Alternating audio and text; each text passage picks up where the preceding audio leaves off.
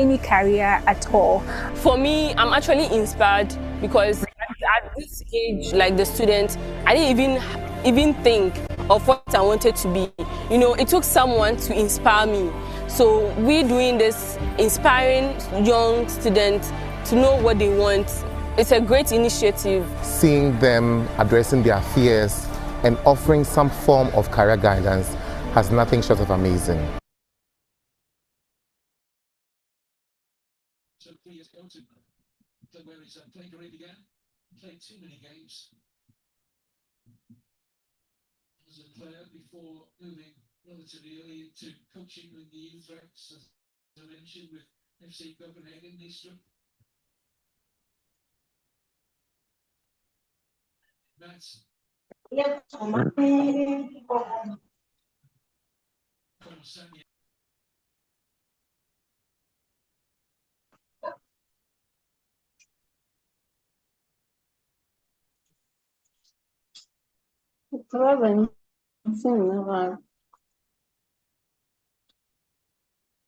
Balance gaps.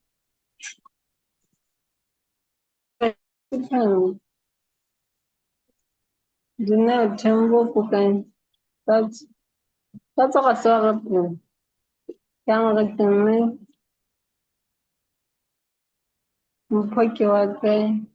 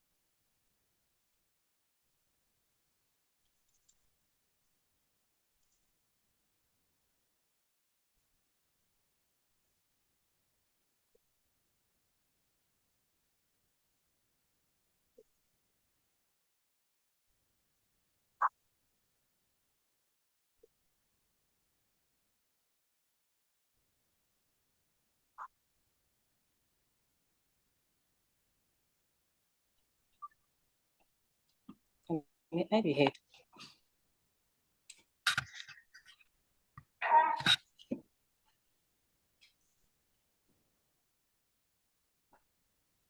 Okay.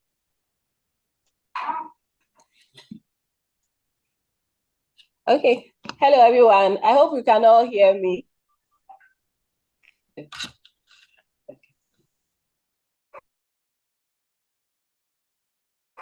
Yes. So you are welcome once again. Welcome once again to Drive to Inspire Africa Mentorship Program closing ceremony. Drive to Inspire Africa's Mentorship Program is a 3-month program that was running from September to November. We are glad this evening to crown it all with this closing ceremony. We want to get right into the program. We would like to invite the founder of Drive to Inspire Africa, the brain behind the mentorship program, in the person of Madam Nanajwa Hackman. She's a seasoned lawyer by profession. She's a managing partner of Africa Legal Associates with 21 years of experience in legal practice. I'd like you all to join me welcome Ms. Hackman. Ms. Hackman, you are welcome. to give us the opening remarks. Thank you. Thank you for the welcome and the introduction. Greetings to everyone joining us from Accra to Botswana, from Nairobi to New York and Indiana in the USA, and across the 12 African countries that now form our incredible community. It's such a pleasure to see you all tonight. Tonight, we're not just going to close a chapter, we'll celebrate the profound connections and remarkable growth that have defined the 2025 Mentorship Program by bringing down the curtain on Cohort 2 of this year's mentorship cycle. 2.5 years ago, we planted a seed, and this was a vision to empower young people in Africa through education and mentorship. I'm amazed to see how beautifully that seed has blossomed. To our mentees on this program, you are the reason your dedication, your proactive engagement, and your willingness to be vulnerable and grow have been truly inspiring. You embraced the journey, you've asked the tough questions, you've showed up month after month, webinar after webinar, ready to level up your soft skills and emotional intelligence. I must say that reading through the testimonials and stories of impact that were shared by some of the participants in this cohort has been extremely heartwarming for me. So I'd like you all to take a moment to recognize the incredible distance that you've traveled in just 3 months. To our dedicated mentors, you are the backbone of this program. You gave the most precious gift. You've given your time, your wisdom, yourselves, your heart, and you've navigated time zones. For some of you, yes, it was more than just an hour or two, but you've still kept going. You've cheered from afar, and you've provided a safe space for dreams to be nurtured. Tonight, we'll officially recognize those who were specially nominated or specifically nominated by their mentees for their impactful support. I'm excited about that. We will also award some mentors for their outstanding commitments, including the amount of time they've spent working with their mentees on this cohort. A few of our mentees will also be acknowledged for their enthusiasm and determination witnessed on this program. But whether or not you are nominated or awarded tonight, please know that the impact you have made is invaluable. And every single one of you has a special place in the story of this, our drive to inspire Africa. So thank you for embodying the spirit of selfless service. Now, I'd like to say a few things about the power of emotional intelligence, a topic for tonight. As we prepare to hear from our esteemed speaker on emotional intelligence, I want to leave you with just one thought. Mentorship is a masterclass in emotional intelligence. It is the ability to understand your own feelings and connect deeply with another human being's journey. And that's what you've been doing on this program. It's the core of true leadership and meaningful connection. So whether you are a mentor or a mentee, you have walked away from this program with a heightened sense of empathy, of self-awareness, and resilience. Please take these skills forward. They are true tools of empowerment for both mentees and mentors. Finally, to conclude this, congratulations to our mentors and mentees. Your commitment is a testament to the future we are building together, a future where young women across Africa are supported, educated, and equipped to lead. This may be the curtain call for the 2025 program, but it is just the beginning of your lifelong commitment to learning and giving back. I'd like to thank you. It's not, it's about so much more. It's about the mentors and the mentees who are going to be recognized. And also we have a wonderful talk for you, more learning for all of us. So I'd end here by thanking you all and ask you to please relax and enjoy the rest of the program. Thank you.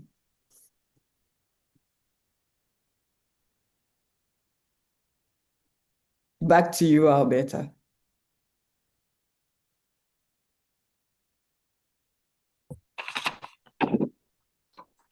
Thank you so much to our founder.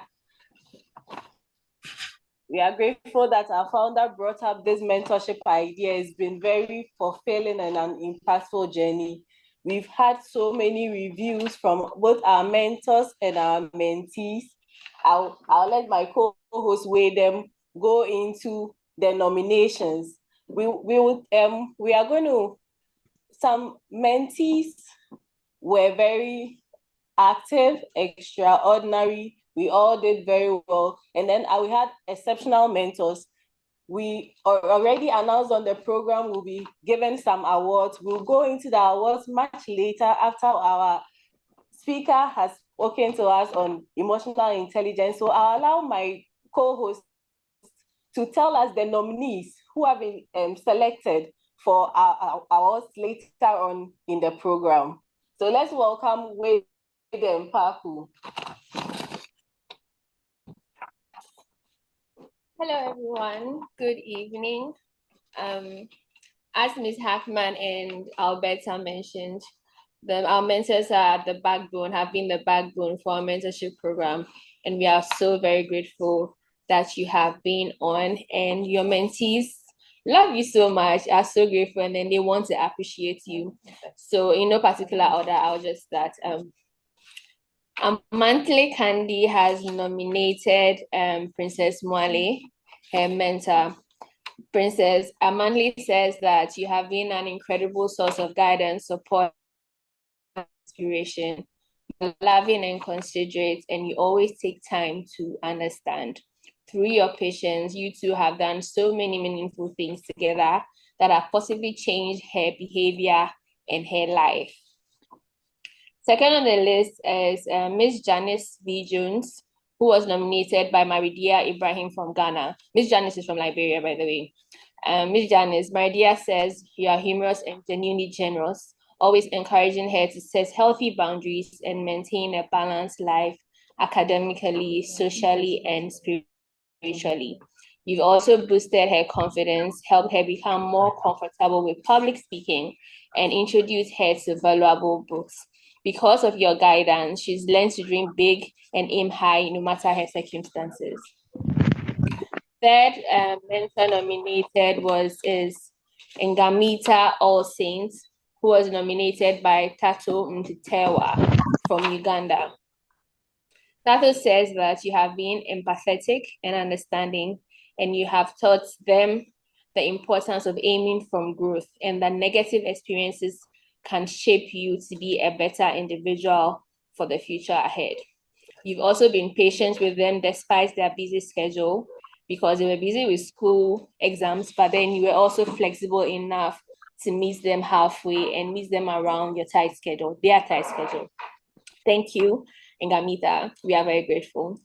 Fourth on the list, Linda Baba Yidana from Ghana has nominated Miss Sheila Eshon from Ghana. Miss Eshon, Lina says you're an extraordinary woman, kind, patient, exceptionally hardworking, and you have a remarkable gift for bringing out the best in her, guiding her with wisdom, compassion, and unwavering support. She says you deserve this award because your dedication has had a direct and meaningful impact on her personal and academic growth. Fifth on the list, the fifth mentor nominated is Mr. Maurice Mowa from Kenya, who was nominated by Thato. I'm so sorry, I can't pronounce the last name, but Thato from Botswana.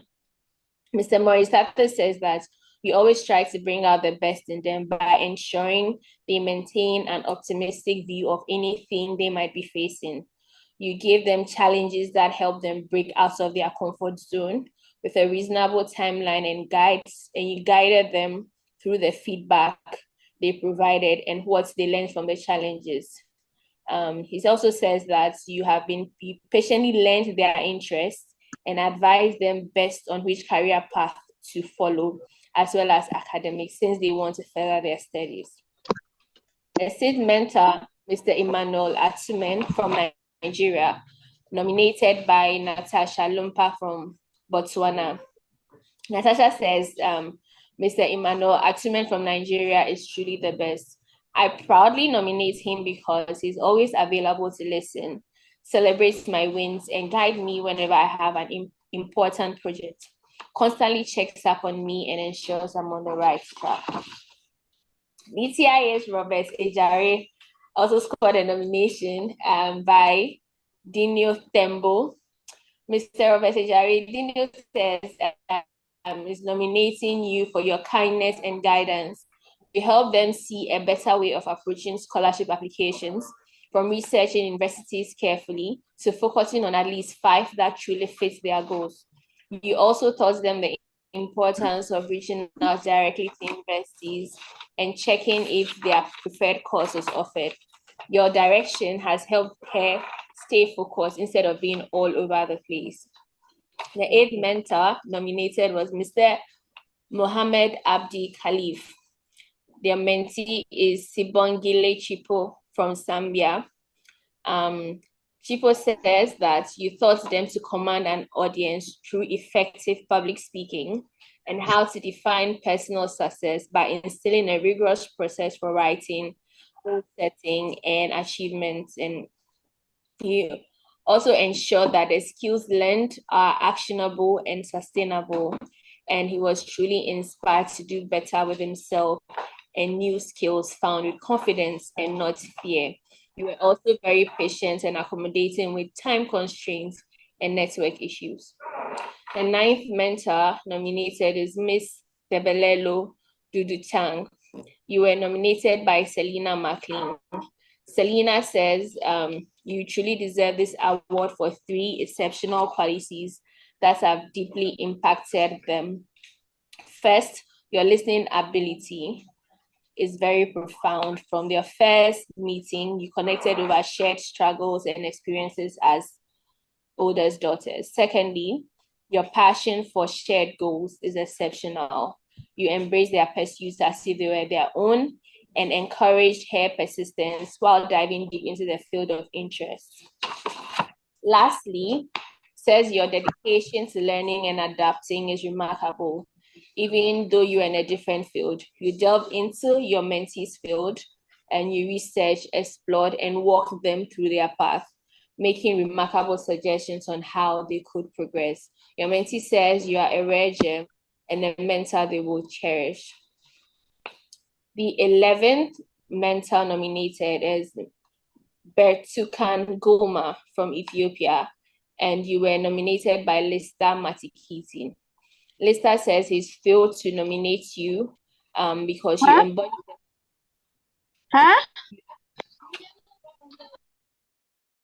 You embody the qualities of an exceptional mentor. You are knowledgeable.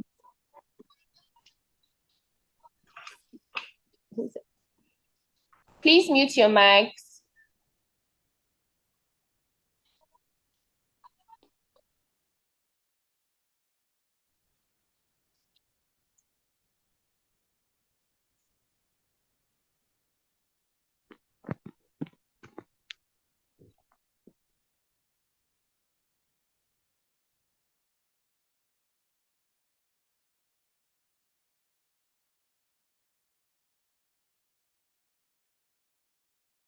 Unfortunately, you're on mute, so we can't hear anything you're saying.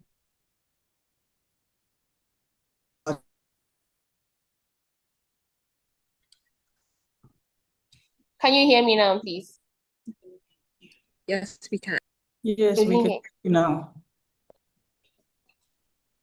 Didn't hear anything. Okay. Our 12th mentor nominated for the Mentor Award is Precious Ogwike, was nominated by Tumi Sang. Tumi Sang says when they initially applied for the mentorship program, it was from boredom rather than intention. But yet, once they were accepted, they were unsure they will make it to the end. But then during the first call with you, Precious, they felt for the first time in years, a quiet spark reignite within them. She wanted something again. And this moment was significant because over the past few years, she had drifted into a state of indifference and certain of their purpose, direction, and drive. And Precious, she nominated you because you carry a softness that comforts and a brilliance that guides. And you know that in your heart, you found mentorship, found its trust meaning, and then you consistently showed up with unwavering dedication.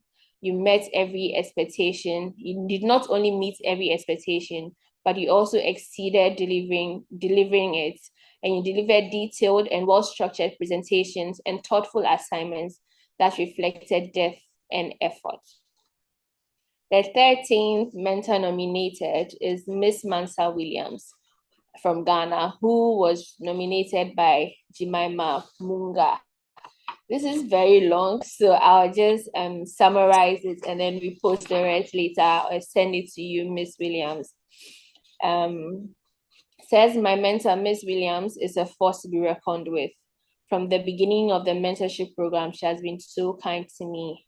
From the very first session, Miss Williams told me to keep the main thing the main thing. As a law student and aspiring lawyer, I took that on. Every time distractions would creep in, I remind myself what the main thing is at this point in my life. I sought visibility, and she reminded me that visibility comes with responsibility and guided me on the right way to handle it when it does come to me. Spiritually, she has helped me grow in my faith. Her life is a testament of God's goodness, and she proudly echoes that. Being a lawyer herself, she has made me see that life can be balanced. I see she has been able to create a well-rounded life for herself and has excelled both professionally and in life, and that's exactly what I want for myself. Ms. Williams has been more than a mentor to me. She's my role model, and as it stands, she's the leader I want to become. I want to take this moment to appreciate her for all she has done for me these past 3 months, the time she has put in, as well as the insight into how I should approach life in general. Ms. Williams has guided me with grace, wisdom, and faith. I'm forever grateful for her mentorship and for the DTI-A program that made this life-changing connection possible. Thank you, Ms. Williams. The 14th mentor nominated is Ishola Olu, who was nominated by Ishimwe Doreen from Rwanda. Mr. Ishola, Doreen nominates you because of the significant role you have played in helping them learn and navigate the difficulties they face in research, writing, and balancing career and personal life. You have shown incredible patience and empathy, always willing to listen attentively and understand my challenges. You consistently ask where they are facing difficulties and offer thoughtful advice on how best to overcome them. Your patience, empathy reflects the qualities of a great leader. And finally, our last mentor nominated is Jefta Kobidonko, who was nominated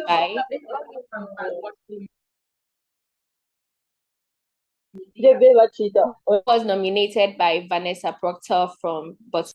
Vanessa nominates Mr. Donko for this award because they did not know what the journey would be like. By through Mr. Donko's guidance and experience, the experience was smooth sailing, and it was a learning experience as their goals were centered around public speaking, and Mr. Donko's teaching technique was unconventional, which to take her after the program ends. Mr. Donko has guided her on where to spot writing opportunities and continuously ensures that she's being consistent in their set goals for the program. Thank you all. We'll get back to the mentors and mentee nominations after our speaker's presentation. Back to Alberta.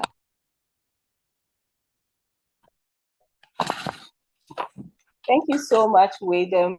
This tells us our mentors and our mentees were really great. And then they were very happy to write reviews about each other.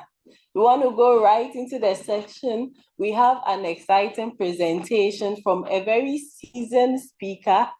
He's by the name Mr. Bernard Selikem Japasu. Mr. Japasu is a manager at KPMG, where he leads complex advisory engagement across governance, risk, and sustainable development. He has over 8 years of experience working with private sector firms, government agencies, and international organizations. Bernard is a passionate public speaker, mentor, and youth development advocate. He has trained and inspired many young people across West Africa. Bernard is committed to help the next generation unlock strategic thinking, emotional intelligence, and storytelling to every platform. His work with Drive to Inspire Africa aligns deeply with his mission to see young people grow, rise, and lead with excellence across the continent. We are very happy to welcome Mr. Bernard Japasu to give us a talk on emotional intelligence. I can't wait to hear more about this talk. Let's welcome Mr. Bernard Japasu.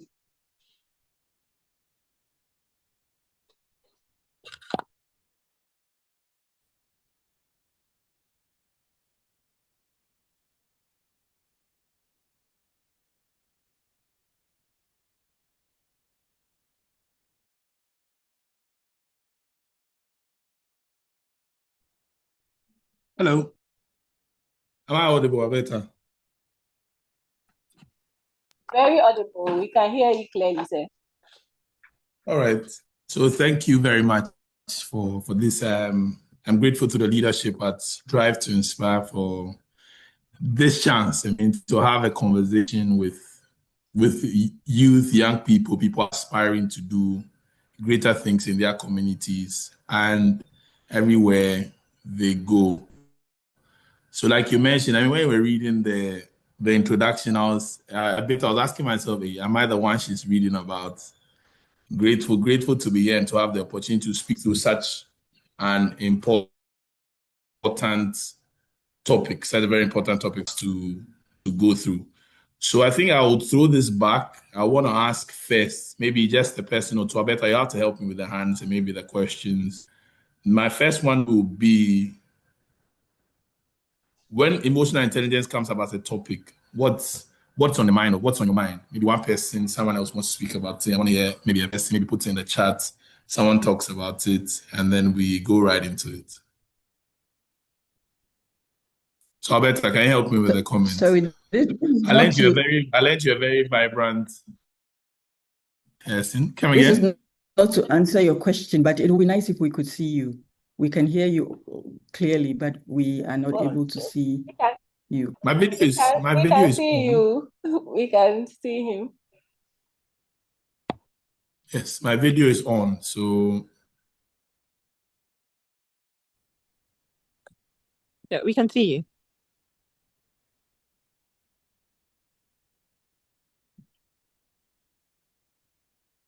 is it working now? Yes, please go on. All right.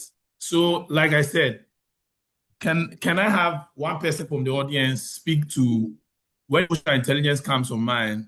What comes to mind?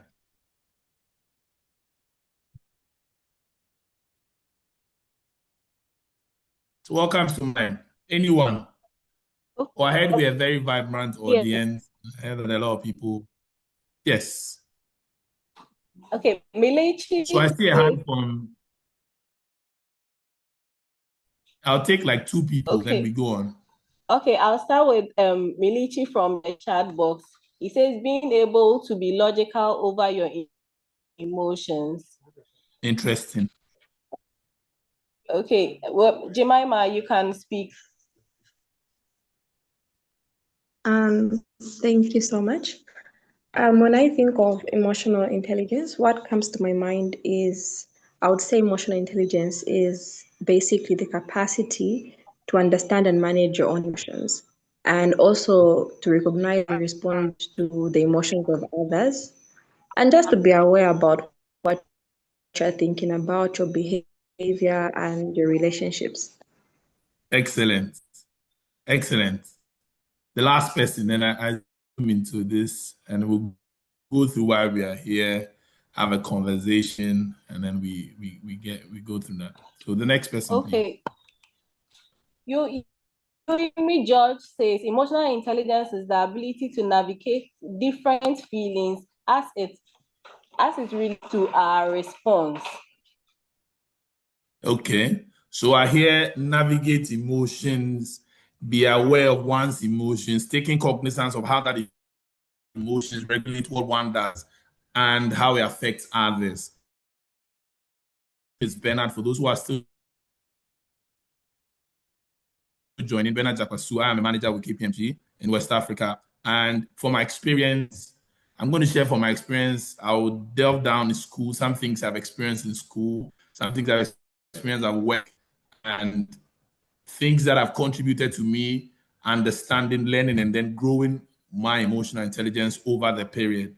And I welcome reflections. We'll have a conversation. We'll have a nice time. So I'm happy to have you here. Thank you for making the time. And it's interesting that this is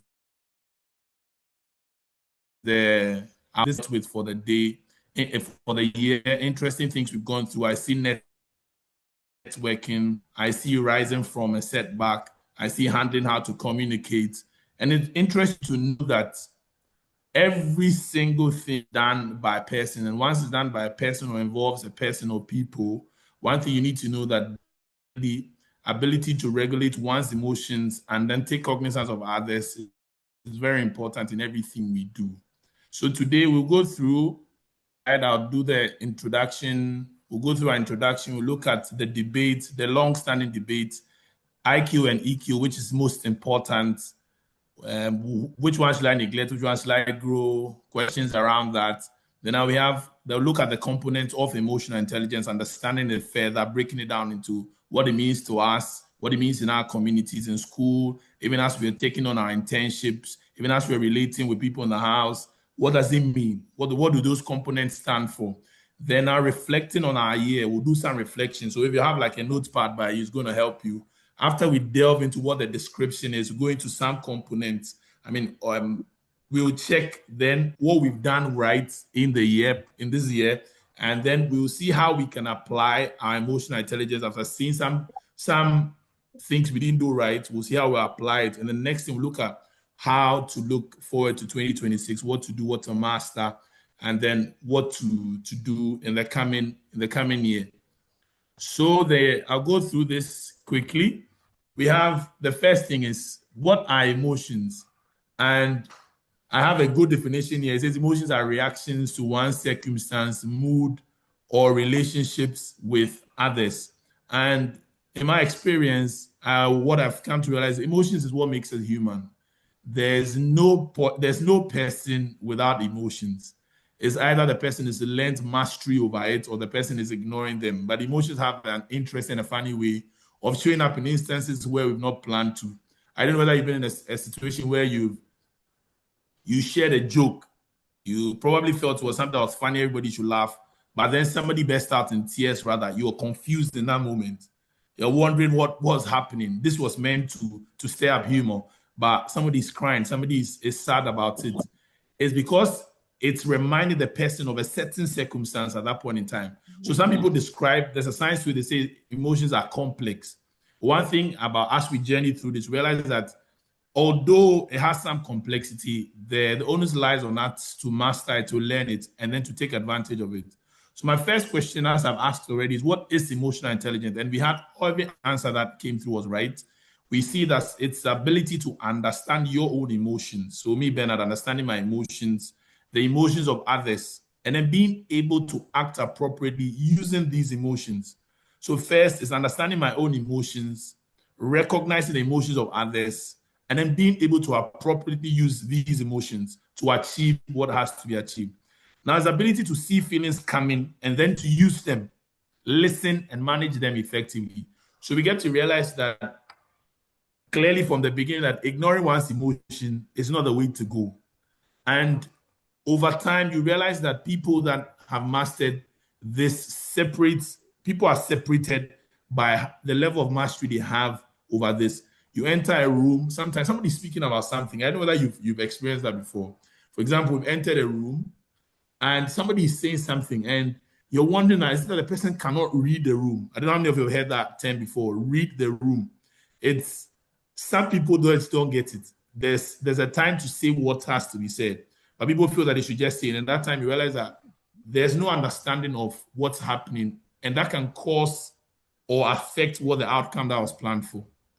So it's something that we never stop doing. You keep growing, you keep learning it. You are not perfect at once. And I doubt maybe somebody is 100% perfect at emotional intelligence. It's something that you do, you make your mistakes, you learn, you apply yourself, apply them and go through. So now let's come to the debate. And here again, I'll take just two responses. IQ and EQ, which is most important? And I just want to hear from maybe two people, maybe someone type something. Alberta, help me read it out. I want to hear what do people think? IQ versus EQ, which is important. Which one should I not consider at all? What should I do? And then we have that conversation. So Alberta, help me. Anyone, you read it, anything?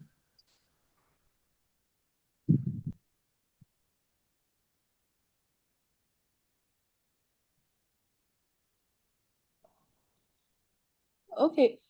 For now, we don't have any comments. Okay, but do we have a hand raised? Emotional intelligence is more important. Interesting. This is Maridia. Okay, did they give a reason?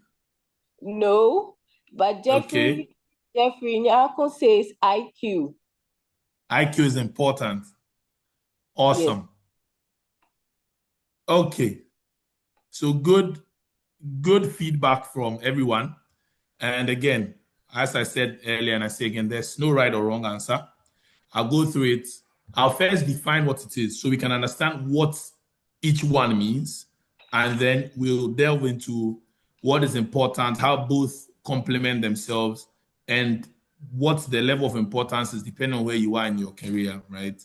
So IQ measures the cognitive ability such as logical reasoning, problem solving, memory, and analytical thinking. So we happen to find out people can remember a lot of things in school. They cram a lot of things, they remember it. Some have some analytical thinking prowess that they demonstrate. So all these go to speak to the IQ. Now, emotional intelligence, or EQ, as is mentioned, measures a person's ability to understand, manage, and use emotions effectively in themselves and in others. So the definition of both, one is on more cognitive abilities, the other is ability to understand, manage, and use emotions effectively. So looking at this definition, those who answered first, would you want to retract, correct, or update your answers?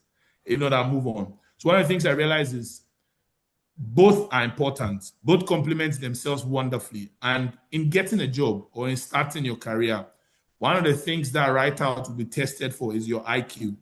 So if someone says IQ is more important, I'll ask, first question I will ask back is, what level of their careers, or what level are they? Are they still students? Probably the next thing they have to do is to pass the exams. Considering passing the exam, remembering something. So to that person at that time, it looks like IQ far outweighs the other. So IQ helps you helps you get the next promotion to a next class. It helps you get your job, because you need your cognitive skills to study, to pass an exam, or to qualify technically, to show some technical aptitude. You need that, your intelligence, to show that. Now, after you get it, after you get what you want, now it's your emotional intelligence that helps you keep it. For example, you move from a lower class to a higher class. Your intelligent prowess shows that you are qualified to move. But when you get to that class, the pressure that comes with it, maybe the expectations, the new level requirements puts or require a certain level of pressure. And it is now that emotional intelligence that will help you keep where you are. I don't know whether you've seen people move. Sometimes in my school times, I've seen some people are double jumped, as we call it, moved up the ladder twice in school. And you realize that when they get into that level or that class, it sometimes worries them. It's not because they've lost their intelligence. It's because the new level demands more emotional growth to tackle the pressures and then even the mates at that level. So those are some of the things you realize. So it's about what you're doing, where you are. And I'll give you an example. So if a difficult question is given right now, your IQ will help you understand and then answer it. But when the question comes, you see that your emotional intelligence helps you stay calm during the exam so you don't panic. Because one thing you know is there's some people, because they panic, it even impacts what they will say in answering a question or not. Now, so IQ helps you understand the technical task in your job, but EQ helps you work with your boss. For example, if you're doing an internship, I give you a task. For example, you're working with myself and I give you a task. Your IQ will help you understand what I will call success on that job. But what your emotional intelligence will help you do is it will help you understand how I want it. It will help you with the deadlines. For example, I give you something and you say you understand. I say get to me in the next 30 minutes. It's your emotional intelligence that will help you handle how to do this in 30 minutes. And where there's disagreements in your schools, in your workplaces, it's this emotional intelligence that will help you manage that conflict and understand what is causing the conflict to grow and how to deal with that. So I'll say for the conversation of which is important, I'll say they both complement each other and they form parts in making sure you succeed. When the literature that's there is read that is as you climb up the ladder, especially as you get to leadership roles and bigger leadership roles, EQ tends to be more necessary at that level because of the number of people you are leading, the pressures you are under, and then other competing needs or responsibilities. All these go hand in hand to make that at that level, emotional intelligence is required more. There are some people who say they don't like a particular teacher because of how the teacher speaks or how the teacher mets out correction. That teacher might have to go through some emotional intelligence training. And the students, on the other hand, also have to learn emotional intelligence to be able to cope under such circumstances. So for the debate, it's still an ongoing debate. I'd say my conclusion on it is it depends on where you are in your growth ladder. At some point, the IQ will look that you need it and it outweighs the importance of the EQ. But as you grow through the ladder, you realize that more and more is needed on the EQ level. So 8 years ago, as you read, about 8 years ago, I did my interview with KPMG. And at that point in time, in entering, one of the key things I did was to take an exam, right? So taking the exam, at that point in time, my IQ was necessary to meet the cutting point to be moved on to the next level. And in that bit, I required IQ more than the EQ. The EQ I required there was to stay calm, because I remember the day I came, there were a number of people that were to take the exam, and we're told that a lot of people have applied for the job. And you can imagine the pressure that will come with, as a young person, very young person, that wanted to get in. So then my emotional intelligence also needed to regulate that, hey, you no matter the number of people, put your mind to it, you get to do it. So that's where the balance came in for me. But as I've grown through and I'm now a manager, I realized that chunk of my work is now on setting up teams for work, directing people, understanding that people have challenges beyond the work we do. Like, for example, we have a presentation. Assuming I have a presentation, the next is somebody who's working with me on my research. I've given them some things and they call me, say 5 minutes to the presentation, and say that they've not had power the whole day. They've had one challenge or another, and they've not been able to do the work. And I know I'm up in 5 minutes. You can imagine at that point in time. At that point in time, I wonder where even my IQ will be. It's all about how I'm able to handle the situation. I mean, very recently, I was doing something and there was we planned, the risk we did. And when that happened, I realized that the associate on job panicked. He was frantic mood. And I understand he cares so much for the success of the thing. But at that point in time, I realized that it takes one person to be calm, to regulate what's happening for us to achieve the success. So as you climb up the ladder, you realize that these things are necessary and you have to grow with them. So in a summary, I'll say you need IQ to solve problems. You need E to solve people problems and self problems. Now, the most successful people use both, but EQ matters more in the long run. So that's my conclusion on that. I hope I have settled the debate for us. Now, I'll move to another interesting part, understanding emotional intelligence, and there's some history to what we are going to talk about. And there's a popular model that is being used, and it's been developed by a scientist and a psychologist, and who was a journalist for the New York Times. So the reason I'm giving this history is to make us understand that emotional intelligence is not just a social construct, right? It is something that has been researched. And this gentleman that postulated this had to look at the science, the neuroscience behind it, and understand how people generally connect and tick. So he came up with a model. His name is Daniel Goleman. He came up with a five component model.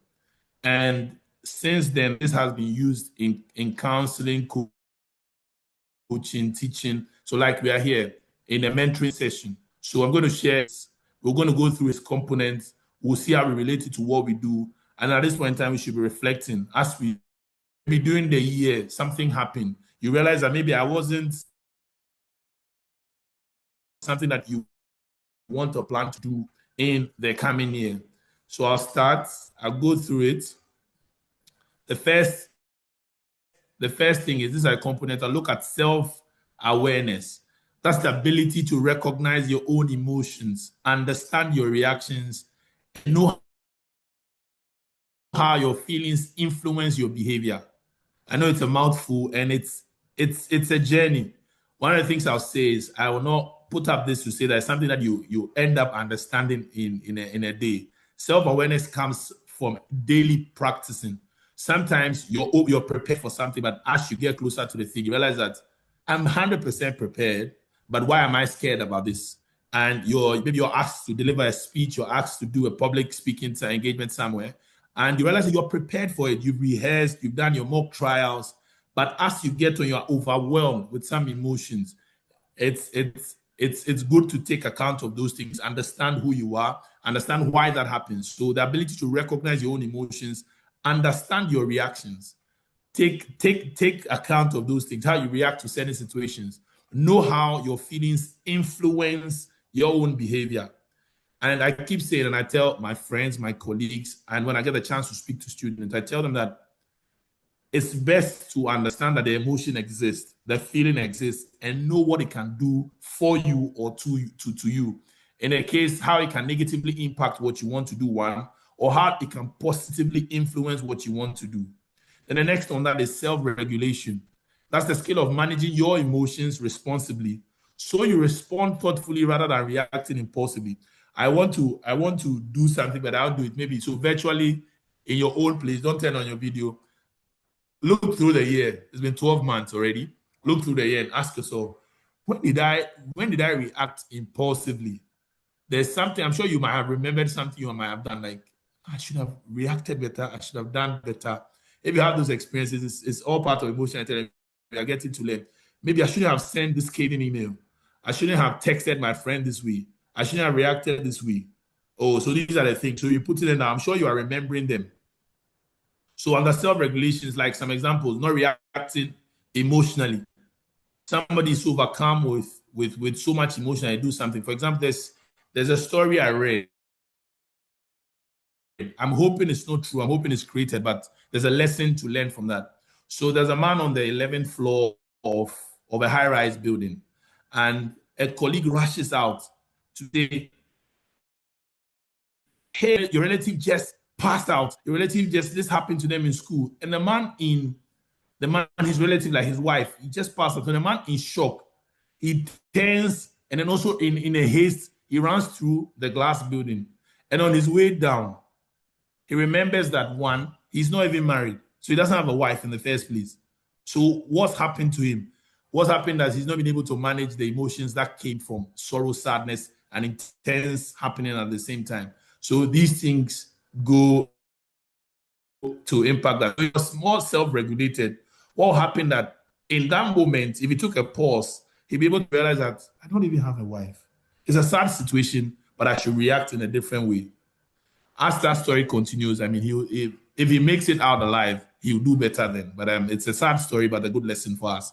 Now, motivation as part of the component, that inner drive that pushes you to pursue your goals with focus, resilience, and commitment, even when challenges arise. One of the beautiful things I heard on the call when I joined was when you were praising the mentors, thanking them for their effort. Some people says, oh, I don't want to do this. My mentor pushed me to do this. My mentor did this. My mentor. So the mentor's own motivation to make sure to see you better, help them to encourage you even as challenges arose. Now, another important aspect is empathy. It's a whole topic or dynamic on its own. The capacity to understand and connect with the feelings, perspective, and needs of other people. Some things happen, somebody says something, and everybody goes that this person has 0 to nothing or nothing to 0 empathy. The person is not considerate of how what they've said has impacted people. Somebody comes out and say, well, I spoke with candor, I spoke with all honesty, but the reaction gotten is that this could have been saved for another time. This could have been put in a better way. So these are some of the things we learn as we're going. Now, another is social skills as part of emotional intelligence. The ability to build healthy relationships through effective communication, collaboration, and conflict resolution. These are very important in our everyday life, be it at home, be it school and work, whatever it is. So the social skills include networking, collaboration, conflict management, and a lot. So, and that's the summary for the 5. So now we'll delve into the 5 components in details. We'll look at it. And then at some point I'll pause and ask for when you think you've shown empathy, and then we'll come back and then we'll go through that. So the first thing I'll go through is the self-awareness.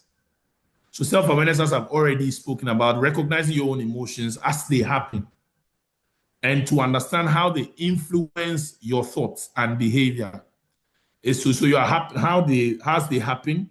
You're realizing that at this particular point, I am a little too agitated, and it's impacting how you understand things. I don't know how many of you have been annoyed about something and it caused you to see something in a certain way. And after you were calm or when you were sober, as people put it, you realize that there were 3,000 more other ways you could have seen what happened.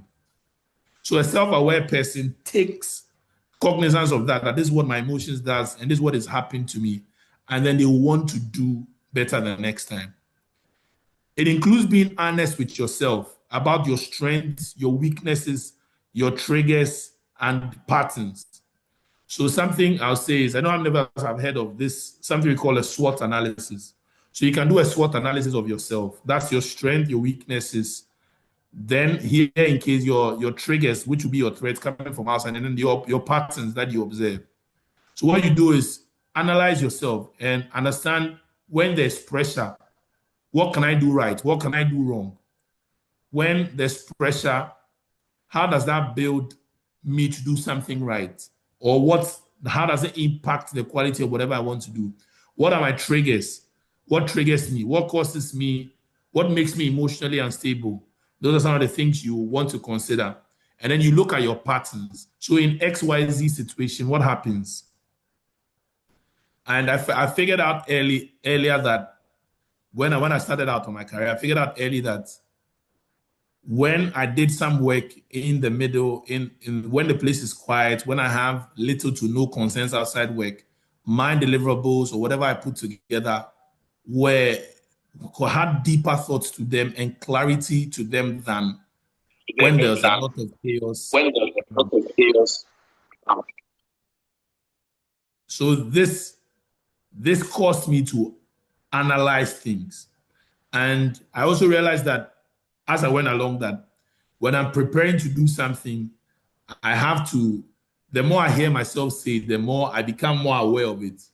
So these things go a long way to help me being self-aware in something. So I understand also that there are certain topics that the level of preparation I have to put in is more than other topics. Those are me analyzing my strengths and my weaknesses. And how does this play in emotional intelligence? It helps build my confidence as I draw nearer and nearer to the presentation or to what I do. Then one quote from Thomas saying that the greatest of faults is to be conscious of none. So one of the things I want you to take away from this is self-awareness puts you in a place of power, makes you understand fully what you cannot do, what you can do better, what influences you, and other things to add to that.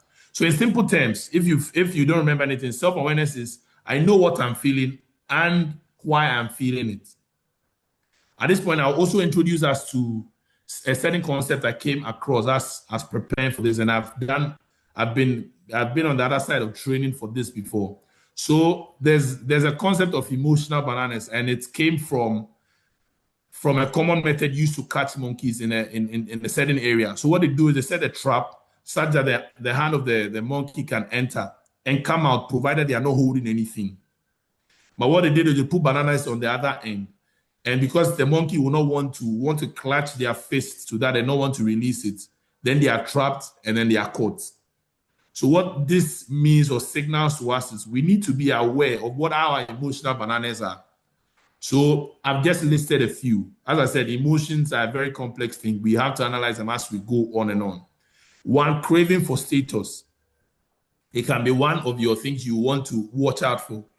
It's not a bad thing, but you're wanting to crave for the next status. You know that means the level of importance you attach to it means that you are subject to things that will trigger emotions around that. Now, demanding love and respect from others. Some people, you've seen somebody who behaves that, I believe these people don't respect me. They don't like me. They don't take me, but you realize that their attitude is different in the moment. These are things we have to be recognized. The need for control. Now the cry for recognition, you want to be recognized. I do work for this manager, doesn't recognize me. My teacher doesn't like me. Anything I write, the teacher corrects, the teacher says it's not good enough. These are things you need to take, you need to recognize. Even in your community, you do something or you do something at home, it's not accepted. These are things that you need to do. You try and do a public speaking something, it doesn't, and then all the feedback you get, negative, it hurts you. And these are some of the things you have to look at and how to get beyond them. Now, avoidance of discomfort.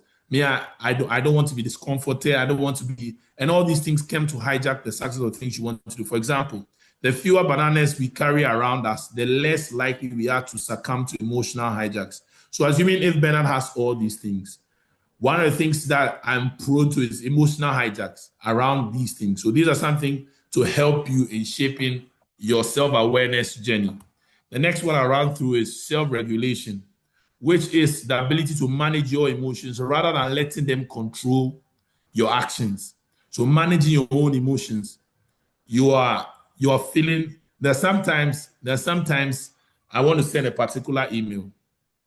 I've learned along that I should pause and take a walk and then come back and then read that email again and see whether I had the emotion before the email or not. So this helps. I'm saying that it means staying calm under pressure, thinking before responding, and choosing behavior that aligns with your values. When you're emotionally charged, sometimes you can forget your own values and say something and do something. And those are the things that we want to, in self-regulation, we want to learn. Managing your emotions, learning to control them, especially under pressure. You find it interesting, a lot of job description, they send a job description send out that your ability to work under pressure. So self-regulation will help you go a long way. When they're giving you 5 different tasks from 5 different managers, how to manage yourself, how to keep calm under that pressure, how to respond, how to even renegotiate your timelines. All these things come together to help you. The first and best victory is to conquer thyself, and that's from a popular person as Plato. And in summary, what self-regulation means is, in simple terms, I don't react immediately, I respond wisely. I regurgitate what I want to do before I speak. The next one is motivation. I've given examples on that. Is motivation here refers to the inner drive that pushes you to pursue your goals with energy, commitment, and persistence. One of the topics you took out this particular year was rising from setbacks or coming back from a setbacks. So here, the motivation I'm talking about, it's not about external rewards. It's about staying disciplined, optimistic, and focused even when challenges come. There are a lot of readings, a lot of people telling their stories on how motivation has kept them going. And there's a training I listened to from a Navy SEAL. He spoke about one of their trainings, and one of their trainings, they are put in cold mud and to test how much they'll survive that mud. And one of the things he said that motivation kept them going. And by motivation, he meant that the more they stayed in how cold the mud is, the more they realized that, and as they moved, they realized that they changed the temperature around and they became used to it. The motivation to go through that and stay winning is what helps them. And by a popular person, Nelson Mandela, he says something that it always seems impossible until it's done. And we all know the story of Nelson Mandela. And if he puts this to words, it carries as much weight as it is. Now, the next thing is empathy. It's something that is used around in everyday speech now. It's the ability to understand other people's feelings, perspectives, and needs. One of the things you have to build in your lifetime, in your career, is understanding that we differ a lot in perspectives. And somebody coming from a different perspective does not mean whatever you have, your idea is invalid or wrong. It's just that they are envisioning it in a different way. And one thing I realized as I moved past from school through work is perspectives differ a lot. Like I was sharing recently with Ananajwa on how I'd written a speech for someone in a very senior position. And the feedback I got was, Bernard, this is a well-written speech. It's well-crafted, grammatically apt. There's no problem with it. However, for my level, I can't read this to the people that it has to be read. If it came from you at that time as an associate, it's excellent. But coming from me, it doesn't speak to my journey and my context. I mean, that day I'll be sad because it's work I put into it. But then one thing that helped was the fact that the feedback was empathy was used in giving back that feedback. That it's good, it's great for the level, but it's about taking cognizance of who's going to give that at a different level. So I learned that, and I realized that it's something I've taken on in my career. I said it helps you build strong relationships, communicate respectfully, and respond in ways that makes others feel valued. There are some people we will never, in your own life, you'll never take to certain gatherings because they'll say they have a knack for saying the wrong things. I don't know if you have those people in your life. Like they'll eventually say something that'll be wrong. So you find a nice way not to take them to certain places. I mean, it's a sad thing to note. I'm hoping that if somebody finds that challenge, they will learn to do it. And one of the ways to build empathy is deliberately building your vocabulary, because the meaning of different words can mean the same thing, but contextually, one will come across as offensive as one comes across as supportive. So we will have to be deliberate in that. One of the things I practice every single day is to learn how to say some things in a better way and learn about my audience before I speak. So that makes you someone who communicates, makes others feel valued, but it doesn't change your truth. So those are some of the things I do.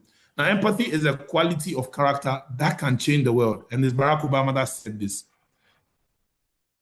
Someone puts it in a different way that if you want to change somebody, the people need to know that you care. It says people don't care how much you know till they know how much you care. So these are some of the things that if empathy leads you in the things you do, trust me, you can change a lot more than you envision. Now, social skills, as I'm saying that we've talked about, I refer to your ability to interact well with others, resolving conflict, communicating clearly, networking, collaborating, and maintaining healthy relationships. I'm sure this year, one of the things you learned was networking is a great thing that will do you a great deal of support as you go on your journey. It will contribute to the people you meet, to contribute to where you be, and it can scale up your career in a very fast way. For example, it's through my current firm that I've gotten the opportunity to do work with DTI-A to get this opportunity to speak to you. It's through this network that I've gotten that. Without this, I wouldn't have this opportunity to do so. And it also talks about maintaining healthy relationships. So people with strong social skills influence positively and connect easily with others. These are things that you will have to take into consideration. You cannot not take this seriously, like building these networks and maintaining them. Now, I think John C. Maxwell it's a bestseller and a great leader across the globe. He says everyone communicates. Everyone says one thing or another, but few connect. It takes more than speaking to connect. And it takes more than just speaking to resolve conflict. So this is a summary and an explanation to the 5 components. Before we move to the next one, I want to hear maybe someone to share something of what we've gathered in like 2 people, maybe in less than 2 minutes. So I want to hear Alberta help me with that. Before we move to the next, maybe in the comments, somebody said something. Okay. Mutani says very interesting and informative topic. We don't have any more comments. Okay, so that's fine.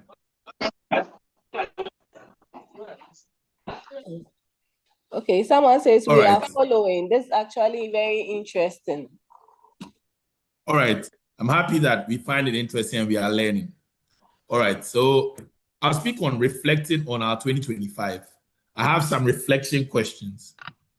I wish I had jazz music here so that we'll be in that tone to reflect on that.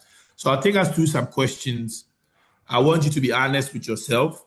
I want you to speak through them to yourself. If you have a pen and a paper, you can jot something. If you have a notepad, if you have an iPad, if you have a phone, you can put something down.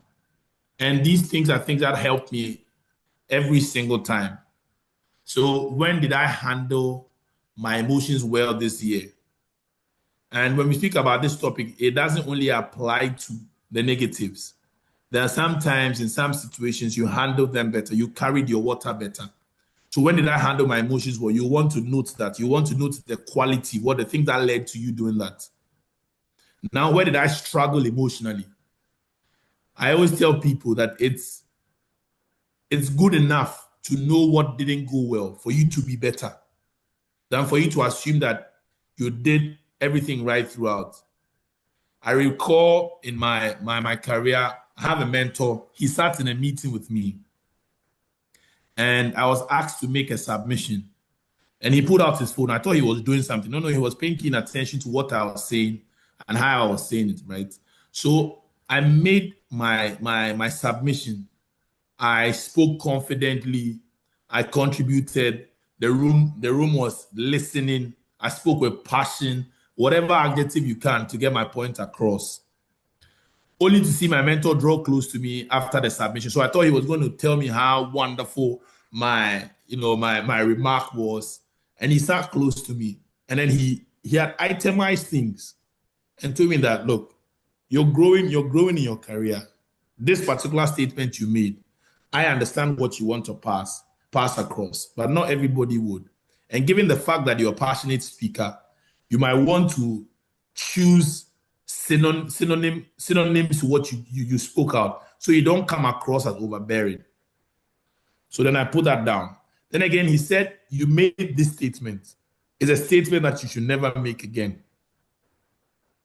So you can imagine something at that point in time again, I'm like, okay, it's an everyday thing. So at that point, you have 2 responses to what my mentor has told me. Is never to do that again, never to want to speak again, which a lot of people choose. But mine was, I rather pick those points and I've deliberately wanted to speak again and again and again and again and again till I got into where I am. So these are some of the things. So a mentor helps you to be even know what to do. So some of you said one of the things you targeted to do is public speaking. Public speaking is a wonderful trait you want to cultivate. It has its nuances as you go along, but it's a fulfilling journey. I mean, I'm somebody who loves public speaking, so I say that with a great cheer. And the next thing for your reflection is, what situations triggered me the most?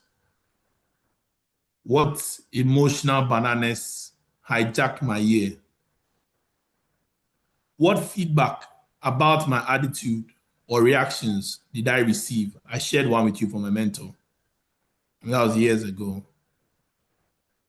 What emotional habits helped me succeed?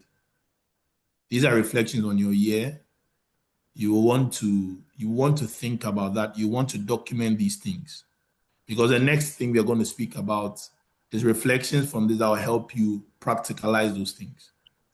So the next thing is how to apply emotional intelligence.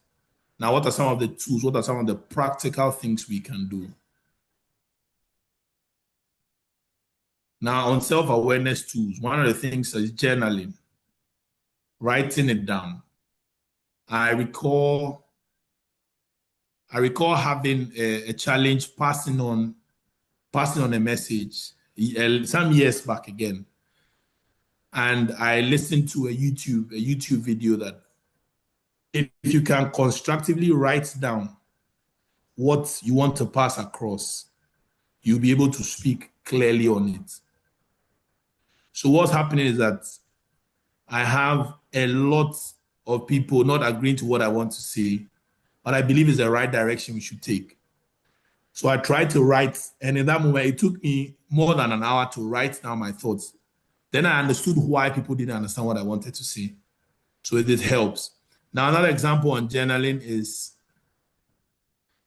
we had a project we were supposed to submit for a client, and I have my team, everybody in my team. I mean, I'm leading my team, my junior team.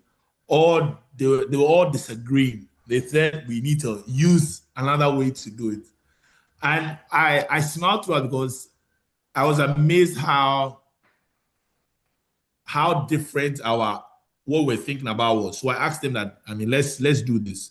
We are all speaking, so we are not seeing the end of it. So let's split the team into two. And I'll take only 2 people as against the rest of the 6 people. They should develop your idea while I develop this with the team. When we come, we'll look at who has the optimum benefits. And the team agreed. It all comes down to writing what you want to communicate down. At the end of it, when we did a trial presentation, they realized that going my way in that instance was the best for the client. So I realized that journaling helps. And in that instance, I was accommodating what they were. I mean, if I also didn't have my emotion together, I'll feel a certain way, and that wouldn't help us in the long run. Then another under self-awareness is name them to tame them. You know yourself better than anybody should.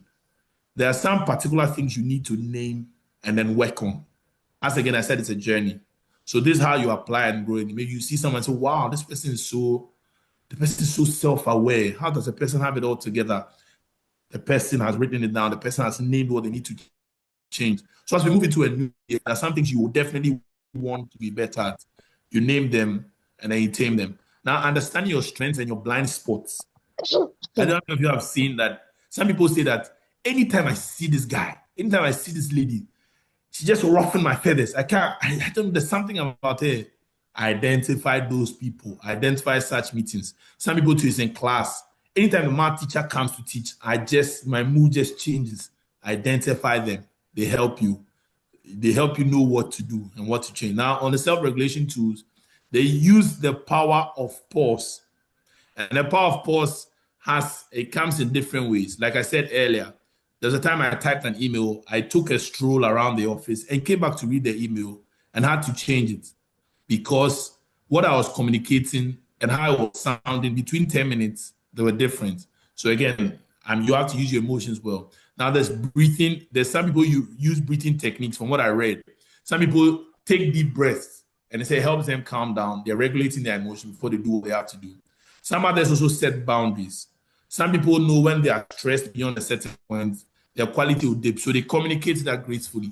Beyond this point, I would like to resume the work in the morning. That's setting healthy boundaries. And some boundaries are just simple, not inviting some people into your inner circle for them to disturb your peace. Now, not react immediately, we can use the power of pause to do that.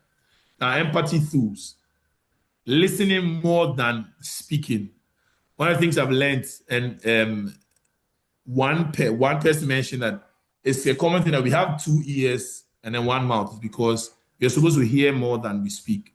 And one of the things I've realized, again, as I've grown in my career is the more you take the time to listen, the less you speak and the more powerful what you say or weighty what you say is. Because when you hear a person for a long time, you understand where you need to help them in. But when somebody's speaking, you keep interjecting them and speak, you are not listening to them. You're not hearing what they're saying. So in empathy, you need to practice listening. One of the things I've learned in effective communication is to be able to effectively communicate with somebody. One of the things you need to do is to make sure you are not communicating to be understood. To make sure communication is effective is to first understand and then make the effort to speak, then to be understood. So these are the things we need to realize. So I'm hoping you're reflecting on maybe something been going well. Maybe I should have done this. This is how you apply it. Now, another way is, how would I feel if I were them? These are things you should ask yourself. Now, reading nonverbal cues, this could be very challenging, but there are some things that you could take. The person might not speak, but the person might shrug a shoulder. The person might have a posture. The person might have a look. There's sometimes maybe you get into a place where you're usually used to joking. You pass a joke 1 or 2 times, the person is still quiet. Something might be on their mind. Read that nonverbal cue. Extend empathy to them. On communication, understand the difference between assertiveness and then aggression. Assertiveness and aggression, there's a line between it. Aggression usually leads to bullying, but assertiveness is causing a positive, it ends in positivity, basically. Now, speaking clearly and respectfully, again, one of the things I'll advise or I'll share is spend enough time learning a vast amount of vocabulary. It will help you on your journey. How to say what and when to say it. Communicating clearly and respectfully. Sometimes when you miss the timing for what you say, it's no longer about what you said, but when you said it and how you said it. Learning what it means, intonation, understanding body language and communication, they all come back to emotional intelligence. Now, managing conflict. Managing conflict, you need to understand whether the conflict is a cold conflict or a hot conflict. Is it something that if you speak will escalate or will cause disinterest? That's on the cold side. These are the things you have to study, managing it. And then what to say, what to do, how to intervene to make sure we work together. And one of the things is you can't live your life avoiding conflict. It's impossible. Conflict will arise because, again, there are different perspectives, like I said earlier. The fact that we're different perspectives doesn't mean you're wrong and right. It's about managing that situation. And another way in communication is using a simple module they call I feel dash when you dash because, for example, I feel someone said before that a mentee is speaking to me for that anytime they receive feedback, they feel that they are daft or they are dumb or they are less intelligent. And I teach them that your feeling is guaranteed, but one of the things you need to know is you need to separate what the feedback is and who you are. So I told the person said that the person told somebody that you make me feel that, you can acknowledge that this is how you feel when the person says this because of X, Y, Z, but you can't say that's what the person is thinking about you. Now, relationship management tools, following up. And I'll say that in one of the things I've studied and has been complained about, maybe a little of my generation to the upcoming generation is we don't follow up on stuff. Follow up on people, follow up conversations. Sometimes check in on people. Tell somebody you're going to call them. It's been 300 and how many days? You never call them. Follow up. These things help. Remembering details about people. Some people say clearly, I'm not the type that remembers people's names. So if you meet them, how are you going to call them? You need to remember their details. Remember, people care about these things. Forgetting somebody's name, sometimes somebody's title, you shock you how it impacts or changes a relationship altogether. Some as remembering the school they went to, remembering that they wrote a book, remembering that they said something in a book that changed you, remembering that they spoke to you. All these things help in building up relationships. Or you're not just seeking help. One of the things I've come to realize is, as maybe you are doing your internship somewhere, what we remember is the value you offered, not just always asking for help. So you go into a company, you identify something as your internship, talk about it, design a solution about it. You'll be remembered for the value you offer. For example, in KPMG, there's an intern that was retained. He's now a manager, right? When he came, there was a job that he had a particular skill to deliver, and he took the task and then he did it, and he was kept. So when he came for his interview, it was a matter of how did he fare when he was here on his internship. So it's these are the things that they go to play in this. So these are some of the tools you can apply and these are some of the tools you can apply in the coming year from now. Now, how am I linking this to goal achievement? Goals require self-awareness. The reason why we miss out on some of our goals is strengths, our weakness, and whatever we spoke about in self-awareness is. Now, discipline requires emotional regulation. There are some things you know that you shouldn't say, you shouldn't do, only because you are mastering your self-regulation. Networking requires empathy. It will be very funny or telling if the person you're trying to connect to, remember something I read earlier about John C. Maxwell, that everybody communicates, not everybody connects. Networking is about connecting. And empathy teaches you that empathy takes into consideration what you do and what you don't do and how they impact the next person, understanding that. Now, career success requires communication. Nothing will serve you best on your success journey than communicating well, like speaking clearly and respectfully. So resilience is also emotional mastery. I don't know how many you see somebody is going through different things that should sway them off their journey, but you realize that they are still on it. They might have had a test at home. Maybe somebody didn't talk to them well that morning, but they took an exam and they passed. It's all about resilience, and it's all about mastering your emotional quotient. Your goals will succeed or fail based on your emotional habits. These do impact that.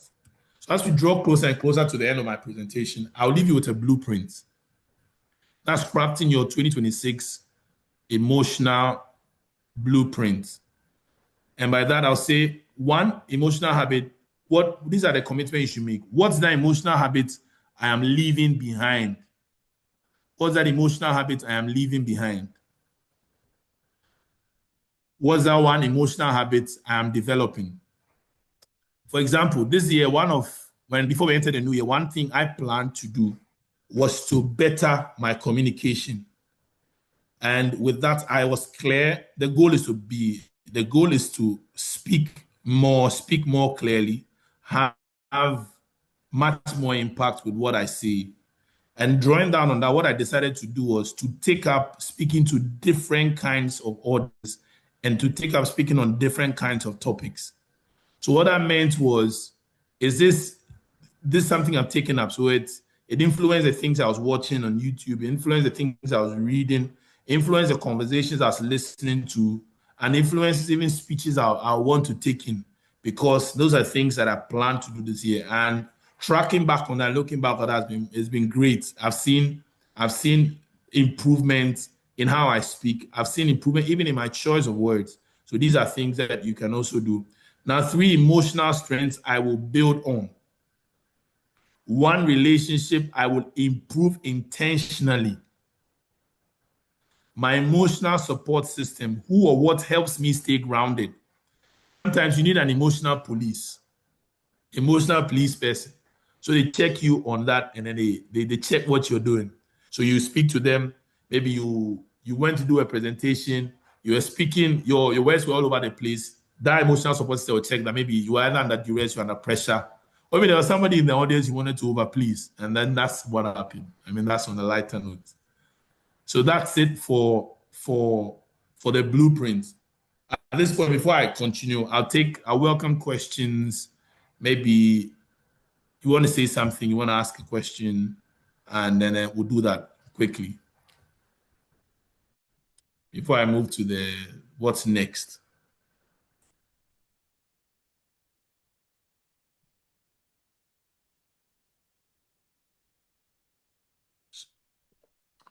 Okay, so somebody. If there's something in the comments, let me know about that. Okay, Janice. Janice says, what happens when an individual has low EQ? Okay. What happens when an individual has low EQ? right? Yes. Is that the only question? Yes, for now, that's the only question. We can also raise our hands and then we'll speak. There are other questions.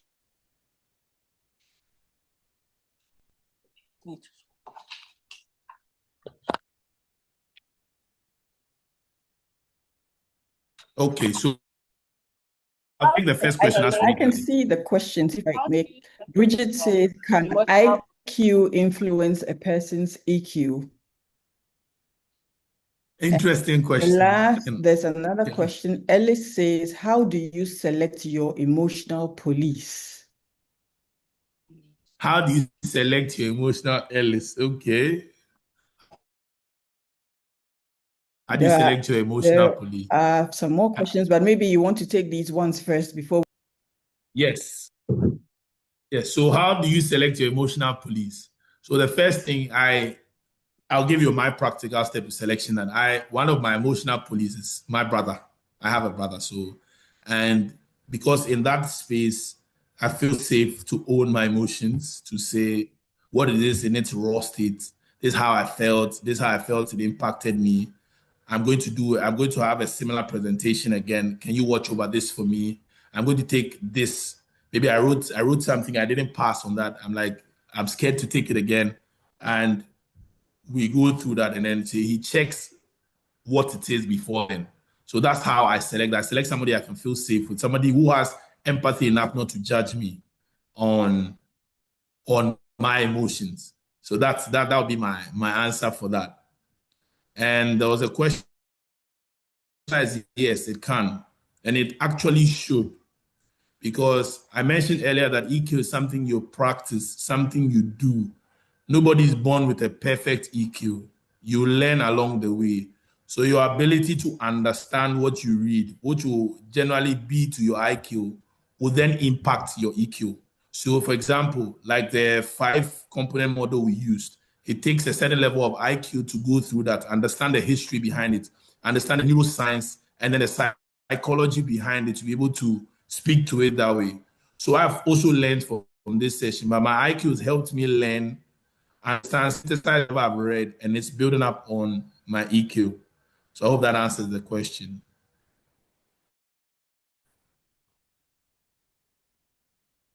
So there was a second one, I think IQ, EQ, that, and then how does somebody build on if they have a low EQ? I'm happy. The first step is to recognize that the EQ is low, which we've passed that level. So going on that is reading about it, reading more about what emotional intelligence is, and then be deliberate about stating what your emotional bananas are, like what we spoke about, that, applying them, putting that together, and then speaking through that, learning that, and then asking somebody to watch over you as you do what you have to do. So noticing it, and then noticing the things you have to change. And one of the things I'll say is anxiety comes from when we try everything at once. So face it, take steps, choose clarity over certainty, put steps together, and then you'll be fine. That'll help you build that. So please, any other question or any other contribution from any other question? I've answered the 3. Another question, and I think a number of people also want an answer to this because I've seen 3 thumbs up. Wow. So Mansa says, how do you assess your emotional intelligence? You have no one to give you feedback. How do you test? How do you assess your emotional intelligence when you have no one to give you feedback? Interesting question. And then the next one is, how do we learn to listen more than responding? And finally, someone would like to know, I think a few people would like to know, can we get the PowerPoint presentation? Okay. So I'll take from the last one. The PowerPoint presentation. Sorry, please. Another, are you done? Yes, I am. Yes. Okay. So yes, the PowerPoint presentation will be given. And I'll do that. I'll send it through the team to yourselves. Thank you for liking it enough to ask for it. I'm happy that my presentation is wanted. Then pros. Then the other question on how do you build your emotional intelligence if there's nobody? How do you assess it if there's nobody to tell you? It's a very interesting question. And my answer to that is self-awareness and self-education. Here, I've not mentioned self-education. Learning about what emotional intelligence even helps you assess it. And two, the question I want to ask is, why isn't there anybody to tell you? That could be another way you should start building your emotional intelligence. If people cannot tell you, maybe you don't take feedback a little well. That could be it. And also, maybe in Ghana, for example, if I want to use Ghana, culture to is set against us. People are not forward or direct because they think that they'll be seen in a certain way.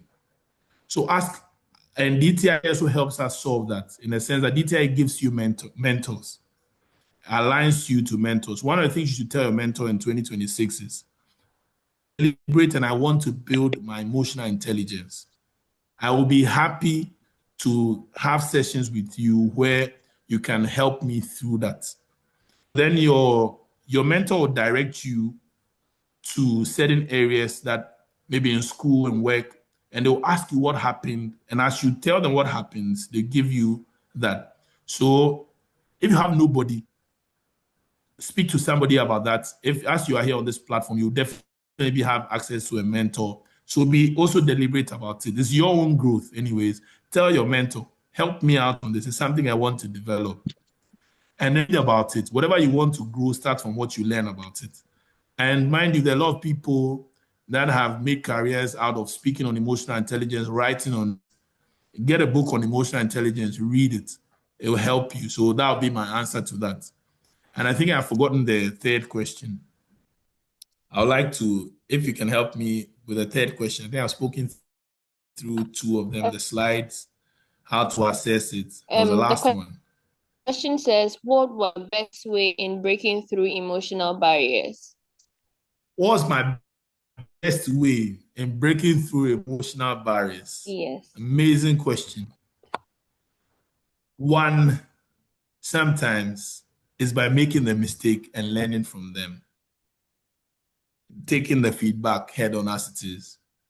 And knowing that, hey, you didn't speak well, what you was not what the person heard. So you might want to retake that. So I broke through my emotional barriers by accepting the errors I made and learning from them.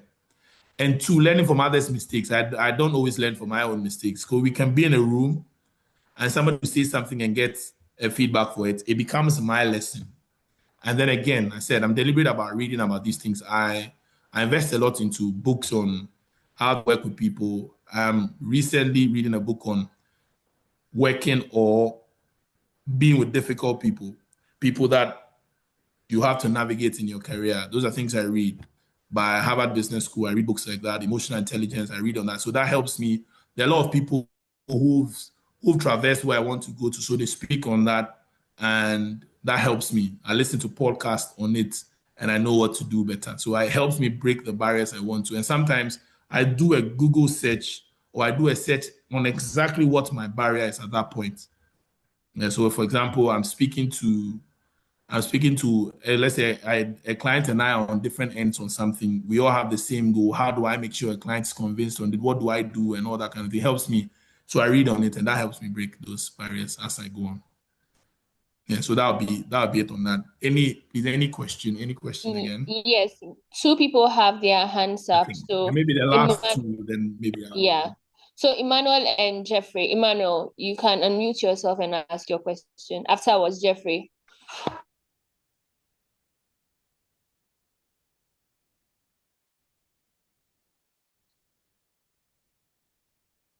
Emmanuel, do you still want to ask your question?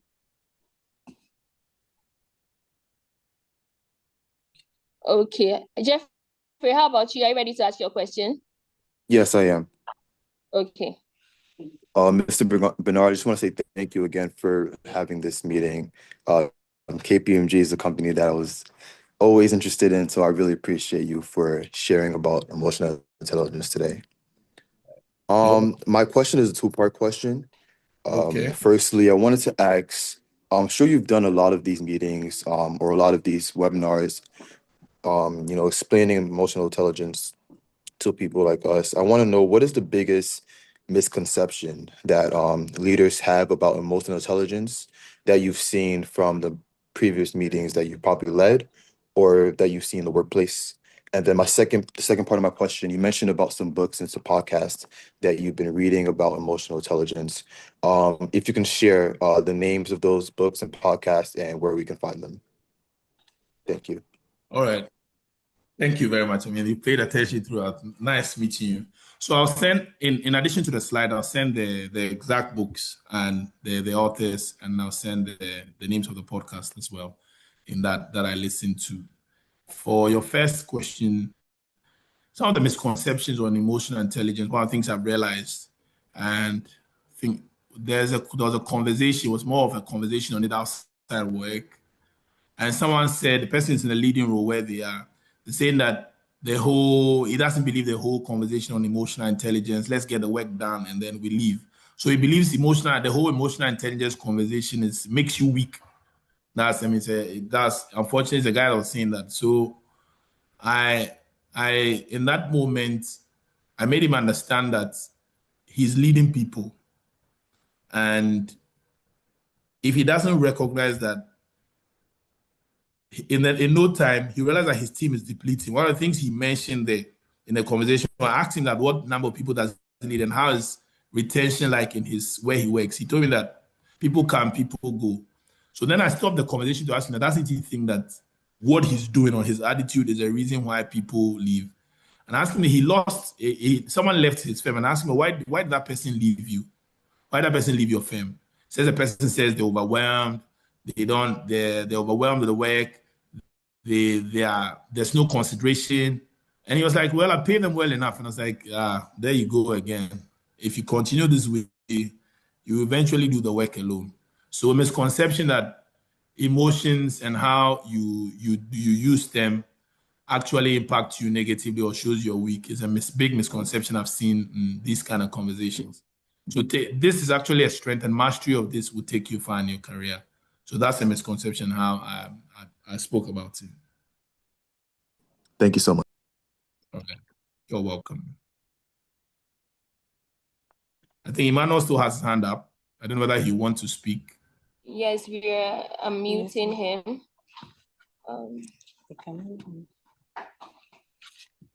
Emmanuel, you are muted now. You can ask your question. All right.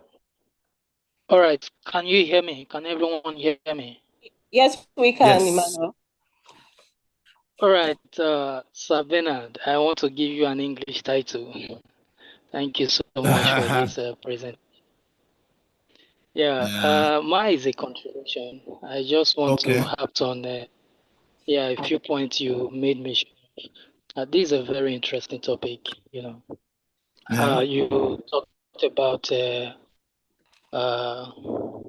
empathy, you know, communicating clearly and respectfully.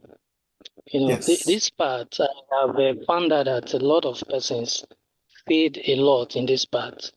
As a matter of fact, I have witnessed a meeting, a top-ranking meeting, or a top-ranking official meeting, where someone was stopped from speaking due to the kind of, words and the mannerism in which he was speaking. You know, he had top management staff in the meeting and government officials, and then he kept on using the repeated word like, do you people understand? Do you people understand? Like, you know, one of them was like, who is this guy to be telling me if I understand what he's saying? What is there that he's saying that I don't understand? You know, so we have to know what to say. Like you said, you know, we have to speak respectfully, even as much as we want to make our point clear. Then I also, there is, as a matter of fact, recently, right now as I'm speaking with you, there's a project that is on hold due to a misuse of word.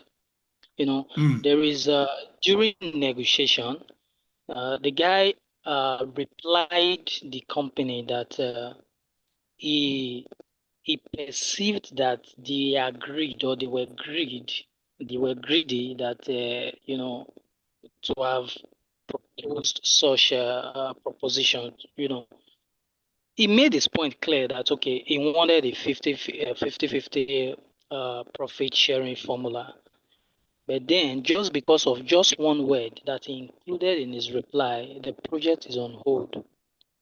So I want to emphasize on this, that emotional intelligence is great. We have to learn it. It's a skill somehow. Yeah, it's a skill. Most of all these things, they are skill, and skill can be learned.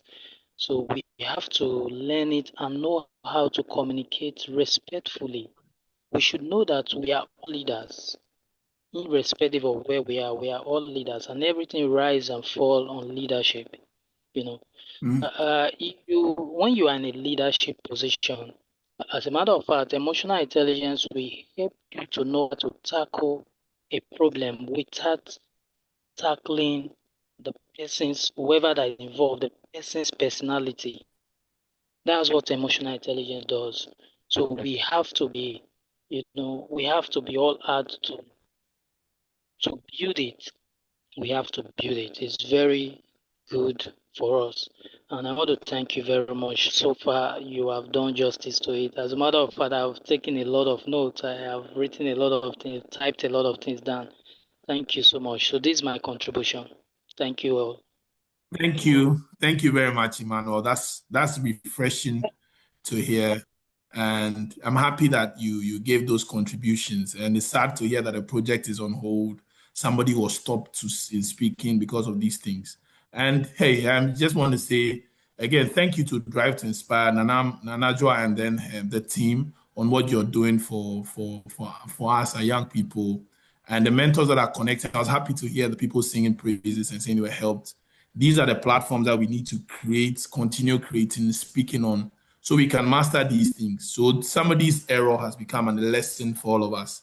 And that's why personally, I'm interested in these kind of things. I look at errors I made earlier in my career, and I'm hoping nobody actually makes them, because sometimes people never bounce back from some of those things.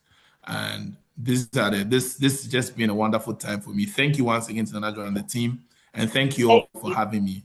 Thank you so much, Bernard. Thank you so much, Bernard. This has been so enlightening. My key take home has been to be deliberate and intentional about our emotional intelligence, and to craft our 2026, the emotional blueprints, and make commitments and stick true to them. We are so grateful to you, Bernard, for this talk. We'd like to move right on to the award sessions. I've been anticipating this. I'm wondering who is winning what. So I would like to invite our founder, Nanaja Hackman, to present our awards. So Nanaja Hackman, we are ready for you. Well, I've been excited about this too, and I'm sure we're all waiting for it. Before we go into that, I just wanted to also say thank you to Bernard, because not only has he spoken about emotional intelligence, but I noticed that you went into a recap of some of the messages that we've tried to highlight throughout the year on resilience, on the importance of effective networking, growth mindset, goal setting, and in that way, setting the tone right for when we start again in January. So thank you again for this. All right, so to what we have all been waiting for, Wedem had listed out all the nominees and read the wonderful things that mentees had said about them. Before we call out the names, I want to read out the citation that we have for the mentors. Well, I think we already know who the first person is, the first awardee. So the citation says, citation for outstanding mentorship, for being an outstanding mentor in the Drive to Inspire Africa Mentorship Program from September to November 2025. Your dedication, guidance, and steady support have made a lasting impact on your mentee and we are pleased to celebrate you within the entire DTI-A community. In recognition of your exceptional commitment, inspiring mentorship, and the value you have brought to the program, we honor you as an outstanding mentor of the Drive to Inspire Africa Mentorship Program 2025 Cohort 2. Thank you for empowering the next generation of leaders and for embodying the spirit of Drive to Inspire Africa. So that's the citation that each one of the awardees is going to receive, and we are going to be celebrating them all through the month of December. So with that, the first, and it's in no order, we didn't rank them. It's just that we have 1, 2, 3, 4, 5 of them come tops. So Goma Bertukan is a mentor from Ethiopia. Goma mentored Lester Matiki, and Lester thought that you were an amazing mentor, and she nominated you. She said some wonderful things about the time you shared with her over these last 3 months and the impact you've made, the support you've given her. If Goma is on, Goma, can you turn on your video? We'd like to see you and celebrate you. Congratulations and well done. Oh, she's here, yes.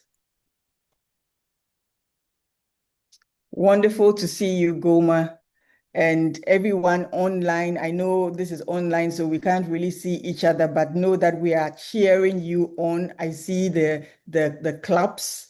I see oh yes, I see the hearts coming up all over my screen. So we are celebrating you. You are a hero this evening. Lester says thank you. Thank you for the wonderful work you've done and the support you've given her.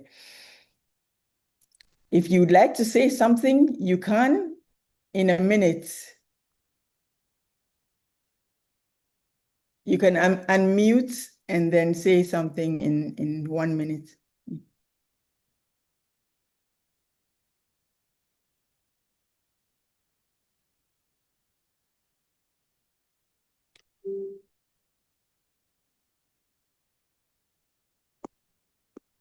Yes, Goma. Okay, thank you for giving this chance, and appreciate the host which can hold the Drive to Inspire Africa, and that was a wonderful time. Thank you for having this time. Wonderful. Thank you for being a part of this. So can we move on to the next awardee? Our next awardee is Princess Mwale from Botswana. And Princess mentored Candy Poloko. Candy had some wonderful things to say about you as well. And I have to say this, when we, on the mentorship program, we always say to mentors and mentees that do your best to meet at least 5 times. So that's what we require. Do your best to meet at least 5 times. I have seen from the stats, from the data, that many people, most people, just a few people met under 4 times, but many people met that requirement. But guess what? Princess and Candy met, they couldn't even count because it was between 15 and 20 times.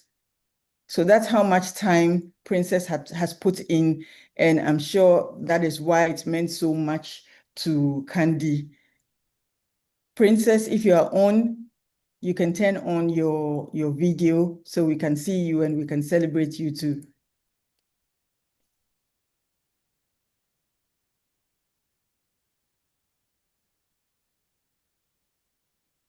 Perhaps Princess, oh yes, she's here. Phenomenal woman. That's who she is. Would you like to say something for a minute? To say something in 1 minute, yes, if we can unmute Princess. Okay, hi everyone. I hope I'm audible. Yes, you are. All right.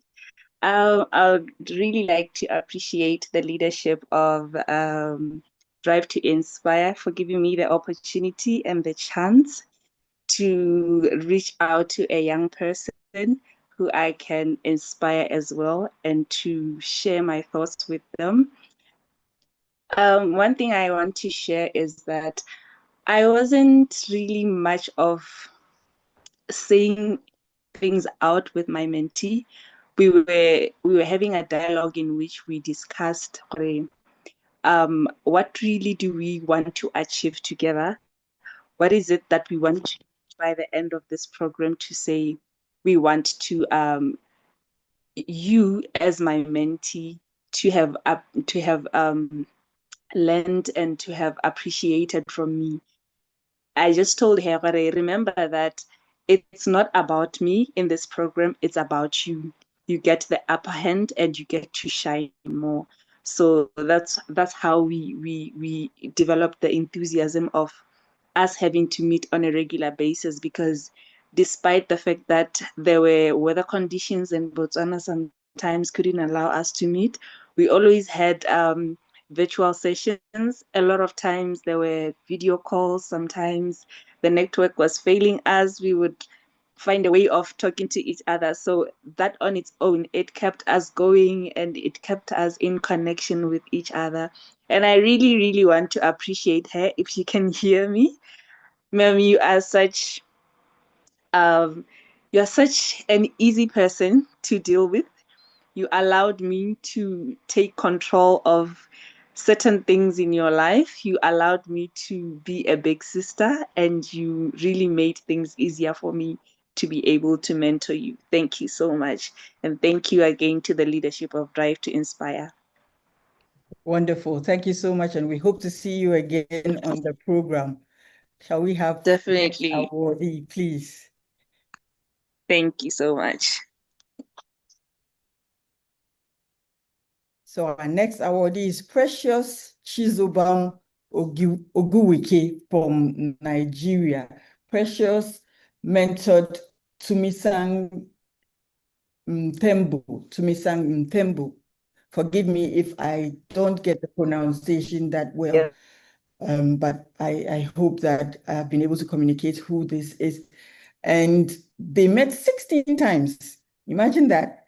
Precious, are you on? Would like to celebrate you. Yes, and she's right there. Yeah. Good evening. Good evening, Precious. Is there anything you'd like to say in a minute?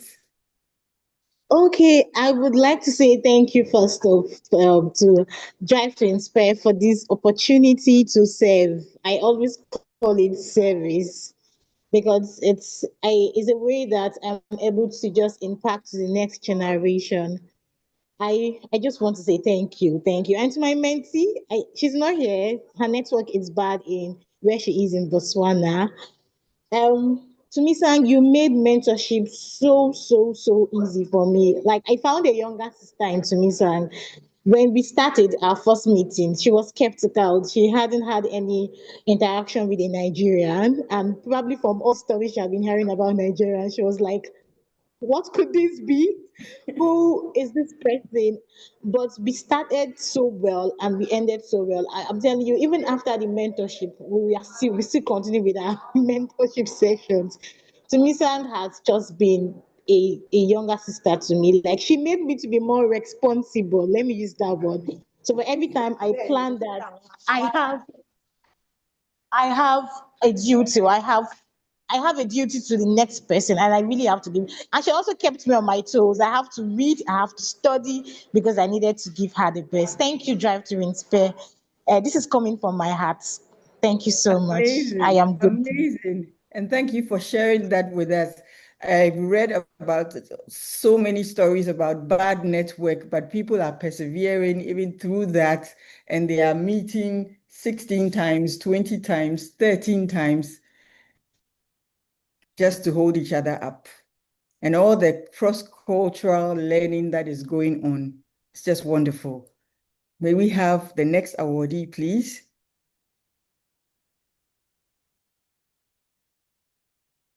Janice Jones. So Janice from Liberia is our next awardee, and Janice mentored Maradia Ibrahim. Janice, so Maradia is saying you met with her as many as 12 times, and you were amazing support. You've been amazing support. Congratulations to you. If you are here, we would like to see you. We would all like to see you and celebrate you, Janice.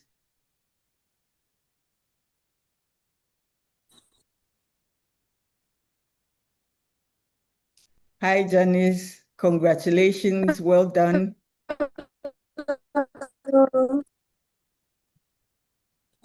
Thank you. Oh, your network is not that good this evening, but amazing, amazing. We celebrate you, and we are going to publish the list of awardees and everything, all the beautiful things your mentees said about you. I'm so excited, and I want to say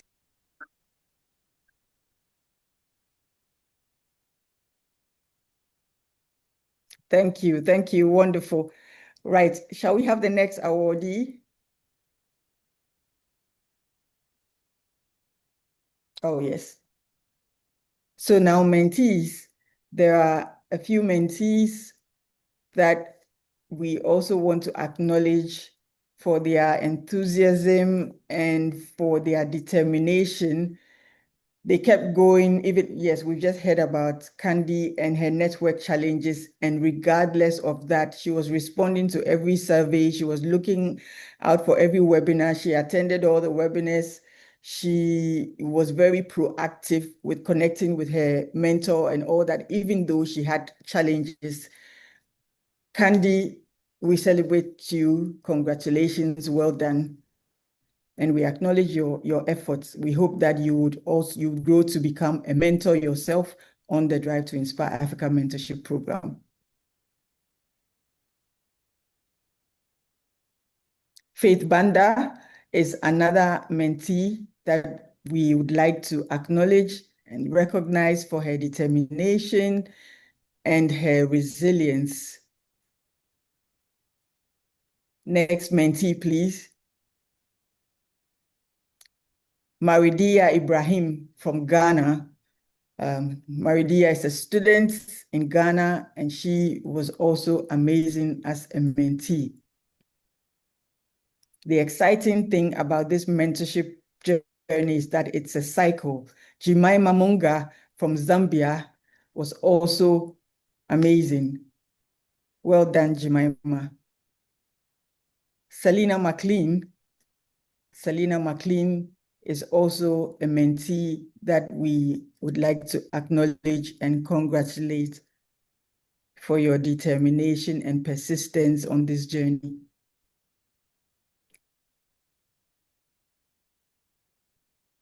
Congratulations to you all, mentees. And like I was saying, this is a cycle, so we hope that our mentees would also grow on their journey and become mentors on the Drive to Inspire Africa Mentorship Program and continue to impact the communities they belong to.